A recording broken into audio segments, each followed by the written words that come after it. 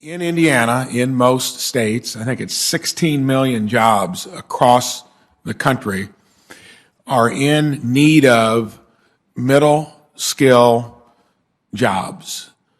In other words, in my own company and across the state of Indiana, the largest manufacturing state per capita, we struggle with what you need to get before you actually have the consideration of a retirement plan. Employees that are coming from our educational system that in many cases stigmatizes the pathway for what most businesses are looking for. That's a better high school education.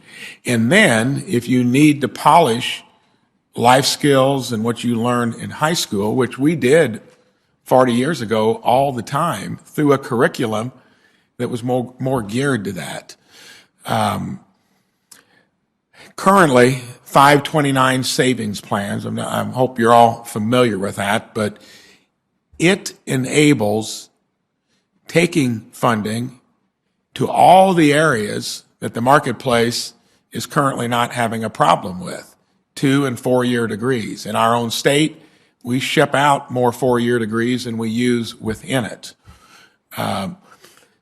Senator Klobuchar and I have a bill called the Freedom to Invest in Tomorrow's Workforce Act that would simply say, with that tool, give it to businesses to train kids in those skill sets, that it's the number one issue when I'm traveling Indiana is workforce. And you got to have a workforce for those high demand, high wage jobs before you're ever going to get into the further discussion of what you do with retirement. Love to hear your opinion, each one of you, on whether that makes sense simply to take 529 savings and make it available for certificates and workforce training along with everything else it does.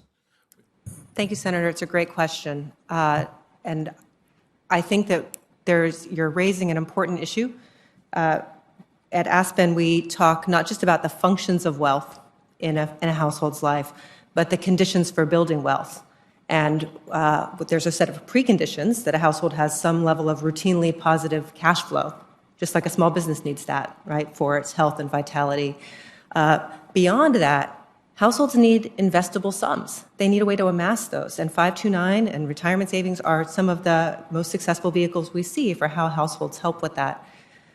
One of the other functions of wealth, though, that we talk about is how it gives households choice and agency and dignity around their own path and their own way of creating legacy for their families. And the idea of expanding the usage of 529s to give households broader choice around what are the kinds of skills they need to build for the jobs they see today, I think respects households. I also think that there's probably a lot of important research to go into that before coming up with a definitive recommendation.